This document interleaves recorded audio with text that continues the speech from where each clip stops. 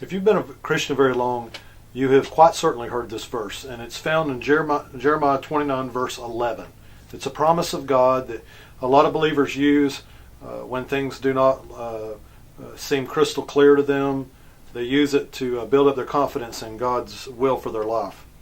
Jeremiah 29, verse 11 says, "For I know the plans that I have for you, declares the Lord, plans for welfare and not for calamity, to give you a future and a hope." Now that word welfare there does not mean what we typically think as welfare, as a government supplying our needs. No, God is saying that He will take care of our needs. We will fare well, and that's His plan for us, is to fare well.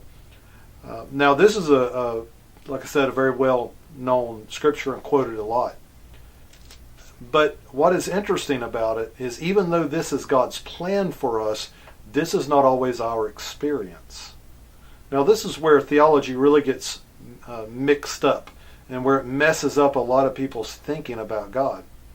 See, there's a lot of times that things happen in people's lives and they just think that because they're a Christian, it must be the will of God. In other words, God's in control. Whatever happens to me, it has to be from God, and it has to be good. Well, it doesn't take long for a person to get real discouraged about God if they believe that every evil thing that happens to them is somehow connected to the will of God.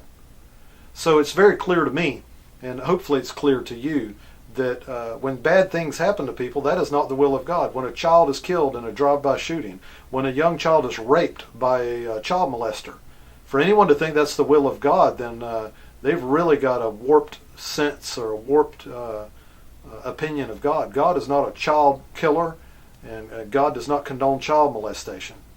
However, God does have a plan. And we can quote the scripture. Many people can quote it. I see it all the time. But how do we get to the place where we actually walk out the plan of God? Well, the next couple of scriptures tell us exactly how to do that.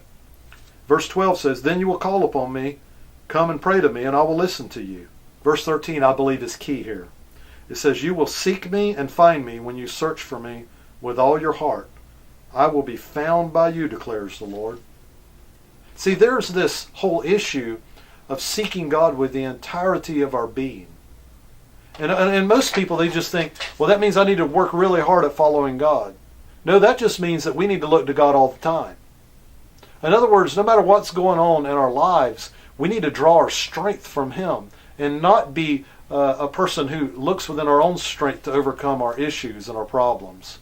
There's another scripture in Jeremiah that says, whoever trusts in man's flesh, he's going to be like a shrub that's wilting away, that can't produce any leaves. But a person who trusts in the Lord, they're like a tree that's planted by the water.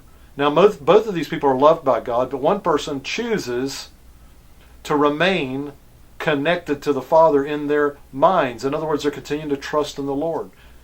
And that's what this Jeremiah 29:11, that's how we receive this promise. These good plans God has for us is we continue to look to Him. We draw from Him.